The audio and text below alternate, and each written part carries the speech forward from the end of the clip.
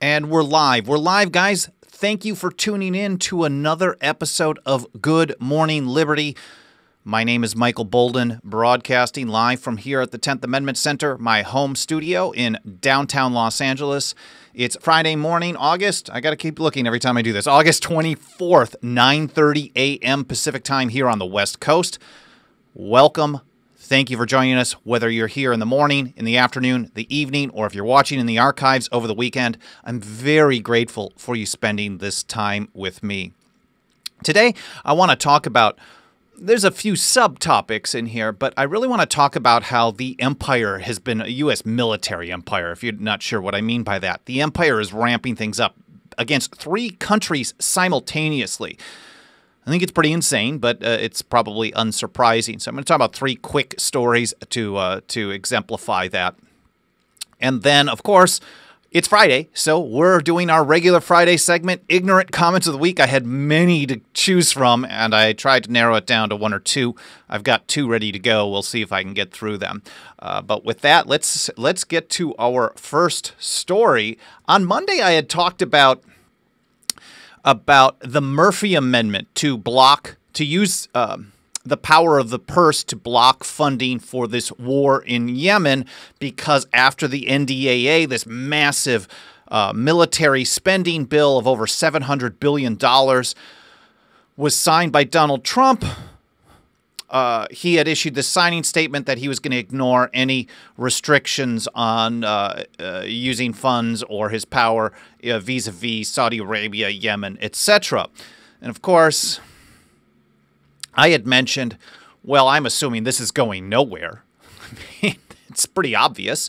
And I think the guy's name was Will. Will came in the chat and said, hey, don't assume anything, Michael. And it's not that I put out some negative vibe out there. We know that there's no reason for the federal government to limit its own power. So you might find a few people doing some positive things or attempting. And many times I think even the ones that are attempting to do positive things, they're merely using it as a political tool to grandstand. Now, Senator Chris Murphy is one of the worst in the Senate, in my opinion. He's been incredibly bad on the First Amendment, on this whole social media purge. He's kind of leading the charge to pressure businesses to drown out voices that he doesn't agree with. And he's really, really bad on that. However, he did introduce this amendment to block funding for the war in Yemen, which is very good, because the U.S. government has never declared war. They have not followed the Constitution, and yet they are providing material support and resources and actively engaged, not necessarily, I'm not sure if they're necessarily engaged in the bombing itself, but they're doing refueling missions. This is part of the actions of war. They're participating pretty directly. So I had said, oh, there's no way this is coming up for a vote. So, of course, Jason Ditz at antiwar.com just 2 days later reports the Senate blocks voting on amendment to defund Yemen war. Senator Chris Murphy's amendment to withdraw all funding for the U.S. involvement in the war in Yemen was blocked by Senate leadership on Wednesday, preventing it from getting a vote for inclusion in the 2019 Defense Appropriations Act. So how the process goes is, if leadership would have been at least in favor of having a conversation about it, they would have said, okay, let's have this amendment come up for a vote. We'll talk about it, see what happens, and then they could debate it and then vote on it. And you could get an up or down record on who's in favor or opposed to defunding the war in Yemen. But the leadership there said, we're not even going to have that conversation. So we don't even know. Murphy's coming out with all these statements because he's a partisan hack like everyone else, saying Republicans are opposed to this. And I think that's part of why he introduced it, knowing in advance that leadership said they weren't going to bring up anything that was controversial in this this new Appropriations Act, because they got to get the military funded. They got to get more defense appropriations in there. So he knew it wasn't going to happen. It's a pretty brilliant political and tactical move if you want to make your argument about, oh, Democrats are good, Republicans are bad. Then you say, okay, look what I'm doing. That's positive. I just want to have a conversation. They told me they're not going to allow it. I'm going to introduce it anyways. And then when they say it's bad, I'm going to say that the only reason that things are still going on is because Republicans are preventing it from happening. And of course, people on the ground, the people who believe that Obama was the peace president will then take the view that Democrats want peace and Republicans don't. Well, neither of them do. And maybe Murphy truly believes that this is a positive step like I do, and that he really is behind this. That's good. I could agree with him and work with him on that. Well, I don't know if I would work with him, but I could work in coalition to support that. But he's only using it as a political talking point. So here's what it says in the report from Jason. Senate leaders complaining they felt that the Appropriations Act was too important to pass to allow it to be cluttered by amendments that limit where the war funding included it goes. This means, barring another bid for War Powers Act challenge, the unauthorized U.S. involvement in the war will continue. So, in other words, this is going to keep going on. They're going to put more money. They're going to put more resources into this, and they're going to continue supporting it actively in Yemen. Bad news. Second thing that's coming up goes to Iran. So while the U.S. is engaged in a hot conflict there in Yemen, they're also pushing in Iran. This from The Guardian. Just also on Wednesday, the U.S. is ready to drive Iranian oil exports to zero, says U.S. National Security Advisor. The U.S. is prepared to use sanctions to drive Iranian oil exports down to zero, the U.S. National Security Advisor John Bolton has said. What a surprise. I know a lot of people who claim to be constitutionalists really like Trump. Some of them tell me, well, I'm behind him because he goes after the establishment. He talks a good game, and sometimes he does. He oftentimes talks very poorly. He's really bad on asset forfeiture. He's called for a bump stock ban. He loves asset forfeiture. He wanted to shut down a state senator, go after a state senator in Texas who wanted to restrict asset forfeiture in Texas. He's not good on that. He demanded more surveillance powers.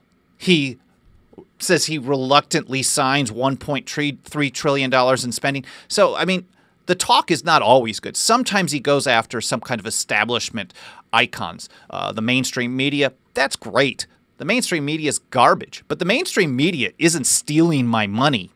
They aren't taxing me. They aren't restricting my right to keep and bear arms. What they're doing is they're calling on government to do it. So this is, to me, it's a little insane. Where was I going with that? Well, let's look in the chat. Oh, Michael Ray, morning from Michigan. Thank you so much for being here. I guess it's I think it's Eastern time in Michigan, right? Well, if it's not afternoon yet, it's close. Happy Friday, Michael. Thank you for being here.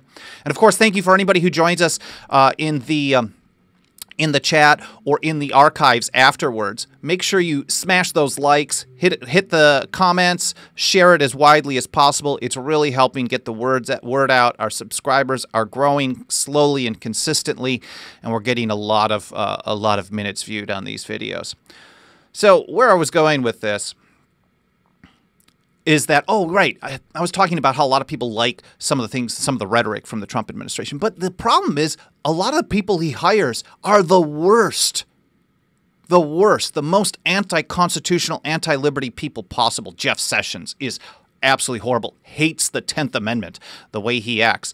And John Bolton is one of the worst foreign policy guys in modern times. He's absolutely awful. And here he is, John Bolton. Now, maybe he's doing some kind of chess match. Use the belligerent, angry guy, and that's possible. And if that's the case, that would be brilliant. He's using the belligerent John Bolton to ramp things up and then coming in the other way around. So anything, you start high, you start with something that freaks people out, Bolton, and maybe Bolton is just being used as a pawn. If that's the case, we can only know that in hindsight, but I would be very happy with that. I don't know if it's good to threaten to kill people, though.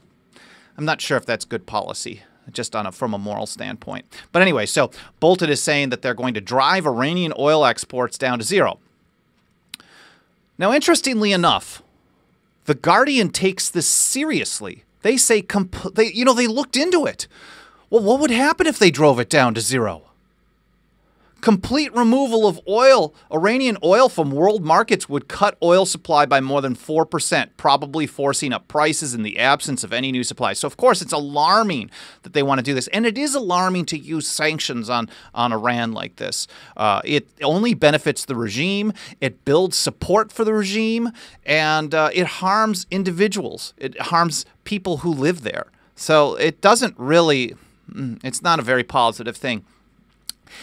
But what I find more interesting on this than anything is that John Bolton and The Guardian think that prohibition works. One only needs to go to a U.S. maximum security prison and see how well prohibition works. They're filled with drugs, but it's totally illegal to have those. All kinds of contraband. So in a max security situation where they can totally lock it down, they still can't. So prohibition doesn't work. The idea that the U.S. government can do a complete prohibition on oil exports is also absurd. So that is country number 2. And then the third one, this one is almost silly. We're back to antiwar.com. The U.S. is sending more Marines to Norway. Angering Russia. This comes from about a week ago, and I've been holding on to this story that it's pretty bad. Hi to Woodsider. With all the legal troubles that Trump is running into, the question is, will he follow his predecessors' examples of launching a war to distract the public? I was at a housewarming party on Sunday, and of course, people always want to talk politics with me. Generally, I avoid this in social settings because sometimes when I'm just hanging out, I want to just have a burger and a beer. And not talk shop, although I love doing it with some people sometimes. So I had a limited conversation with some good friends, and they were saying, oh, I don't know, Trump's on shaky ground. I said, well, I think like some other people, and I probably mentioned Bill Clinton. We know what he did. Soon as you get into crazy trouble or impeachment starts coming up, so if Trump loses the House or if the Republicans lose the House, I think impeachment could actually become something that happens, whether they follow through or not. I think it's going to ramp up. And what's the best way to combat that? Well, go with the other spineless moderate Bill Clinton did. Start bombing into the country because people generally get behind the country. They get very patriotic. They back the military, and you don't want to change office. We heard this message a lot over the years. You don't want to, and especially when Bush was in office. We're in the middle of a hot war. Got to keep the leadership. Otherwise, you're abandoning the troops in the field. They don't know how things are going to be. This is terrible. So absolutely right on that, Woodsider. It is a danger. So Michael Ray points out asset forfeiture is theft, no matter who does it. Absolutely. Trump is definitely in favor of this. Sessions is incredibly in favor, and it's bad news. But back to Norway. Who even knew? I had no idea that there were Marines stationed in Norway. It doesn't surprise me. The U.S. military has a presence in over 170 countries around the world.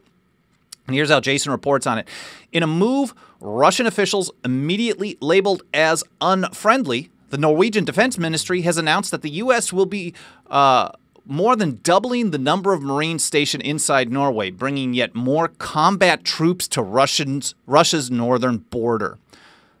So they originally said that they were just going to be there for training purposes, yet for years they've been adding more and more troops all around the border. They're just but all around the border, countries that surround Russia have troops stationed. Think about how the U.S. government would react and how it did react when the Russians had a strong military presence in Cuba, for example. That was alarming, as it should have been. Or if the Russians had military bases in Mexico and Nicaragua and Canada, Bermuda. I don't know, maybe that's a U.S. protectorate or something like that. The thing is, if you surround a country with your military, even if it's in small numbers like this, you're creating a logistics forward-facing base. You're working with the locals. This is a threat. And that's part of why I was very positive on Trump's interaction with North Korea, calling off the military exercises that have been happening for so many years. They basically play out a full-scale invasion with South Korea of North Korea, plus nuclear war exercises. They just ring the whole peninsula and they run through these exercises. Now, that was more large scale than what's happening around Russia, from my knowledge. But if you have a whole country, a large country, surrounded, then it's obviously a threat. Michael says, I voted Trump because the left is so extreme. I think they're both extreme. If you're talking about how the spending now, $1.3 trillion, that's extreme. I think when you're talking about gun control enforcement has actually gone up higher from the federal government than what even Obama did. I think the asset forfeiture is theft is clear. Ringing Russia with troops has been happening all along and isn't stopping. I think it's a very difficult place because people do want to do what they see as a patriotic duty and vote for one or the other, and they pick one that's less or worse. And I definitely don't blame people for taking that approach. But I want to also remind people that no matter who you're voting for, we're always going to get this bad garbage. It keeps happening. And that's why, and I think those of you watching here probably agree, that the best strategy is not to actually count on Washington, D.C., no matter who you chose, because it's a defensive vote. You're basically saying, well, I know this one's going to be incredibly awful. I'm going to do a defensive vote. Whether, like Will Johnson says, whether it's a libertarian, whether it's Trump, whoever it may be, whatever is the right choice for you, if you're taking a defensive vote against who you see as a greater enemy, that's one thing. But I don't think any of us here are actually thinking that that vote is actually going to save the Constitution and liberty. Unfortunately, a lot of people in the general public do think that. But we're here trying to focus on pointing out the problems. And then, of course, at 10thamendmentcenter.com/report, we talk heavily about the solutions, which is to reject, resist, and nullify on a state and local level. So thanks for those comments. So they claim that they're just doing these training things, but certainly they're circling a country with military firepower. That's extremely dangerous. Of course, I want to move on to the ignorant comments of the week. I got two of them from the same guy. Two of them from the same guy. Michael says, I consider myself a libertarian. Will Johnson says, go porcupine with libertarians. Michael says, I consider myself a libertarian but hate that label because everyone wants to keep you in that box. I actually don't take a label either. For many years, I've been in interviews. What they want to do, especially when you talk to mainstream media, the first thing they want to do with me, after they start a little bit of conversation, they realize it's very comfortable to talk with me. They're like, oh, so Michael, what political party are you with? Oh, I'm not. I'm not registered with any party. Oh, well, who are you supporting in the coming election? And when I tell them nobody, the reason is, first of all, I generally don't find anyone that I could support. And now, mind you, support is different than voting defensively. I don't find anyone that I can support. And Michael says, you're right. They want to trap you because what they do is they make you guilt by association. So it's easy with any of these parties, including the Libertarian, the LP. I've got many friends in the LP. Harry Brown, who's an old LP candidate, is actually one of my intellectual, basically, guides through my kind of coming out of being a leftist and going towards where I am today. And but as soon as you say that you're a Republican, they're like, oh, well, you like $1.3 trillion in spending then. Well, no. Then you always have to defend what the party is doing. Oh, if I'm a Democrat because maybe Chris Murphy wants to end the war, someone could say that. Well, you like all these other things. You like gun control. No, then you're having to defend that. Or if you're with the LP, then you have to say, oh, what is Aleppo? Because Gary Johnson screwed that up, and that's become part of the narrative. So even if none of the narrative is true, much of it is.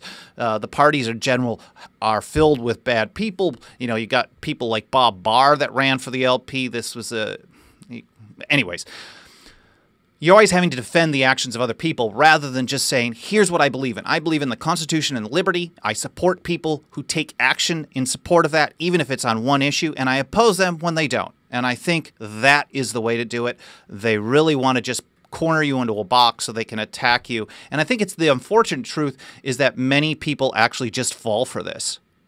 Robert, great comment. Liberty over security, principle over party, and truth over your favorite celebrity. Yeah, that's a really good way to put it. And I've seen liberty over security. Obviously, that comes from the famous Ben Franklin quote. Principle over party is very important as well, because John Adams actually said that he would once, at one point, and I'm not a huge fan of Adams, but compared to the people that we have today, amazing. So he said he would argue with both political parties and every member of each before he would, quote, prostitute his pen or tongue to either. Absolutely. But I love truth over your favorite celebrity. And that we posted a quote from David Crockett talking about he would never, carry water for the man in the White House, no matter how great he was. And he was talking about Andrew Jackson at that time. Yeah, and federalism does promote local self-rule, Will. Absolutely. Michael, I can think and chew gum at the same time. Exactly. We can have our principles and not have to align with a particular political party. But that doesn't mean I oppose people who do. There are many people that support our work who are Republicans. Dennis Marburger up in Michigan has been working in his local Republican party for a long time. And I think he does very good work there. I have very good friends. Alex Merced, who is a new good friend, he's the vice chair of the Libertarian Party National Committee. He's very good on a lot of issues. So we can see eye to eye on things, and we can oppose each other on other things, and I think that's great. Oh, Larry says this is Chris Ann Hall's quote, including the truth over your favorite celebrity. Well, that's awesome. Oh, Robert says that as well. Chris Ann is a great friend. I finally got to hang out with her and her family. They were here in Southern California a couple of weeks ago, and I can't wait for the next time. They are amazing people. They've been really great supporters of us here at the 10th Amendment Center. We try to support them as well. Probably not doing as good of a job as they do towards us, but they are amazing. So I want to get on to these quick quotes, these comments of the week. If you've been following Tom Woods at all, he's been having this day-long, or Eric July. These are well-known libertarians. Tom is the guy who wrote the book Nullification. Well, they've been having this ongoing battle with a rapper, Talib, who has over 1 million followers. And he is basically calling them racist and Confederate. And Eric, who is an African-American, is just carrying water for the Nazis. I mean, it is insane. We tend to get a lot of, at least at the 10th Amendment Center, we unfortunately get a lot of people attacking us from the right, because when Republicans are in power, a lot of mainstream Republicans hate the 10th Amendment because it limits federal power. And then all of a sudden you see Democrats loving the 10th Amendment. TJ Martinell, who's one of our best bloggers and researchers at TAC, he actually just commented in our work group space. We've got a private workspace that we communicate with online. He said, yeah, here in Washington State, all the leftists are talking about 10th Amendment, but certainly that's going to change soon as the people in power in D.C. change. And that's how it goes. So whoever's in power, whoever's on Team Washington, D.C. tends to hate limits on power. It's just unfortunate. So this guy, W.C. McCauber,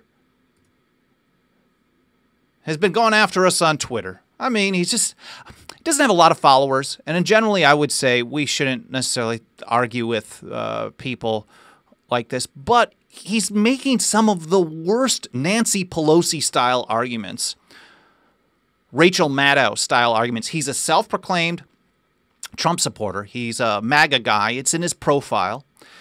And he keeps saying, yeah, Woodsiders is neo-Confederate, bad, racist Bob Murphy. That's a classic video. And Will Johnson says the 10th Amendment is nonpartisan. Exactly. And that's the thing. Unfortunately, people who are partisan, they have a lot of problems. They're not starting with a principle. So as soon as the 10th Amendment doesn't line up with what their political goal is, or maybe you hear me talking about how, well, Trump signed the surveillance bill, but yeah, he's good on North Korea. You get people like W.C. McCauber, who looks at recent posts in our Twitter feed and says, well, these guys just want to hamstring the president. He says, I would have been happy to join you. He's responding to an ad that we're running on Twitter with a post from James Madison, talking about how the federal government has few and defined powers and things are backwards. So are you with us? Join us. 10thamendmentcenter.com/members is where that link goes to. And he says, I would have been happy to join you had you asked during Obama's era. When the Fed government, basically, But now everyone knows you're just trying to hamstring the president. This is the same kind of garbage we heard when President Bush was in office. I regularly got people attacking me saying, go to Cuba, commie, because we opposed the Patriot Act. We opposed Bush's illegal foreign wars. We opposed the Real ID Act. We opposed the No Child Left Behind Act. All these things. 10th Amendment Center started in mid-2006. It wasn't right from the beginning of the Bush era, but when we came in, we got quite a bit of attention right away because here's a constitutional group opposing the Republicans. This was considered weird, I guess. Maybe it still is. So this guy says we're too damn obvious, even though we were on Twitter before him, and we've been doing this since 2006.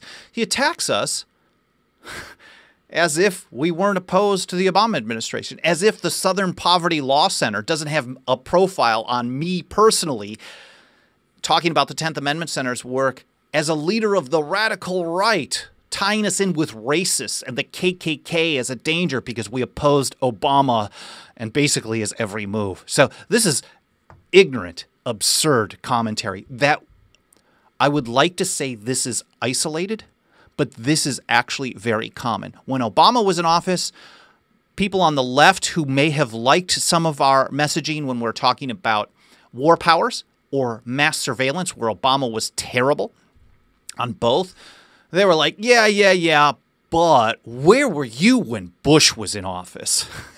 As if just because they didn't follow us or pay attention to us, they didn't, clearly we didn't exist. Or let's say we only started when Obama was in office. If you're taking the right position, you're taking the right position no matter what you had done in the past. So let's say Obama suddenly became a constitutionalist. It'd be hard to forgive him for all the evils that he pushed on the country. But let's say he did and started opposing gun control. He started opposing mass surveillance. He called for an end to the war on drugs. He apologized, at least. He got to take a knee at some point for those 100,000 bombs he dropped, this drone warfare. You could say, okay, the man had a change of heart and is trying to do good by it. Walter Jones in Congress had a change of heart in regards to his vote on the Iraq War. And he is trying to make up for it by personally handwriting letters to every person who dies in foreign conflicts. I think he signed thousands of them. So he has had a change of heart. Now, whether you agree with him or not is another story, but he has had a change of heart, and it is clearly a real one, not just a political pandering. So let's say we only started when Trump came in office. Is our only goal, if you say, okay, we believe that we're citing James Madison, the father of the Constitution, even though maybe some people would say it was really James Wilson, but we're citing James Madison, who Trump and everyone who gets elected, the Constitution, they all swear an oath to uphold the Constitution. And we're talking about the guy credited with being the lead writer of it. And he's saying the feds are supposed to have a few and defined powers. And he says, oh, that's trying to hamstring President Trump. And this is what I mean. When their team is in power, they don't care about the Constitution. They care about the president. And that's getting back to what Robert and Larry both cited from Chris Ann Hall. That's unsurprising that it's such a badass quote from Chris Ann. Because truth over the individual, truth over your favorite celebrity. And maybe she meant that tongue-in-cheek about the celebrity who's in office. But yes, we're trying to hamstring President Trump. We're trying to hamstring the entire federal government because it does so much stuff it shouldn't be. So, absolutely. Well, W.C. McCauber doesn't want to stop. If you wanted to look on Twitter, twitter.com/10th Amendment, I'll put a link here on YouTube in the description and then on our website at blog.10thamendmentcenter.com. I'm going to put links to all this afterwards. But he just keeps posting just insanely bad stuff. Basically says the 10th doesn't, okay. Here's another one. He doesn't like the 10th Amendment very clearly. You're fighting for one amendment that, if you had your way, would negate most federal laws passed since 1787. There are many laws that I would like to see done away with, but I would prefer to deal with them one at a time rather than a new interpretation of the 10th that would open the floodgate. See, this is exactly what we're trying to do. We're trying to negate most federal laws passed in 1787. And we would like to open that floodgate, except people who worship celebrity rather than holding to truth and principle, Constitution and liberty, they don't like that. They'll certainly be with us. I could see a guy like WC, if Elizabeth Warren becomes president, or Kamala Harris, or Bernie Sanders, they're going to be right with us, opposing everything that those people do. And we will. I mean, there's very little that we're going to be on top of, that we're going to be in favor of. But if they do something positive, just like I'm talking about positive about Trump meeting with foreign leaders, that's very positive. But they're definitely partisan hacks. And I think that is one of the greatest dangers. And we're going to do a video talking about one of the leading founders talking about turning a blind eye. Because basically, and my position is basically, hey, if you turn a blind eye to violations of the Constitution just because your guy is in charge or your lady is in charge, your team is in charge, and you do that, or maybe you like the policy, no matter what team it is, sooner or later, it's going to be pretty clear to future politicians that there are no limits at all. So that's why you have to hold the line. Even if you like the policy outcome, you have to hold the line. Otherwise, we are all screwed. And I think it's we're in a very bad place. I know I'm broadcasting you from a nice apartment. I've got all this equipment to use this, but it's not necessarily the power that's being used immediately that we should worry about. And the founders talked about this, but it's the power that they can use, because eventually someone will come in. That's the whole point. Eventually someone will come in and use that power to the full extent that you can imagine. So before we go today, I want to get our quote of the day, which I think ties into the expansion of the empire against Yemen, Iran, Russia. And of course, the left is crazy on this Russia thing, so it's insane. I'm sure Chris Murphy is in on that too. But this goes to, again, James Madison. It's a long quote from a letter, but this is a small piece of it. He said that war is the most dangerous threat to liberty. Why? Because war leads to armies and debts and taxes. And armies and debts and taxes are the known instruments for bringing the many under the domination of the few. Thank you, James Madison, for that reminder. Thank you so much, all of you, for joining me here today. Michael, Larry, Robert, Woodsider, Will. Did I miss somebody? I don't think so. I'll say hi to Justin. I know he's in most of the shows, and when he comes in late, he always says, man, I missed it. So hello to Justin if we see you a little bit later. I really appreciate you all being here with me today. I hope you have a good weekend. I'm going to be doing an edit on another new video that I'm going to post either late on... it's not going to be a live stream, but either late on Saturday or sometime on Sunday. On Sunday, I think you're going to find it a really interesting one. I hope you learned something. You found something interesting today. Let's not get too riled up over the partisan hackery. Get a little time off over the weekend on top of it. I hope you all enjoy yourselves. I've definitely enjoyed doing this episode with you. And we'll see you next week here, Monday, Wednesday, Friday, 9:30 a.m. Pacific time here at the 10th Amendment Center. Of course, smash the likes, leave some comments. Tell me what you want me to talk about in the future. If there are news stories that I'm not covering, which there are probably many, I'd love to look at it. Who knows?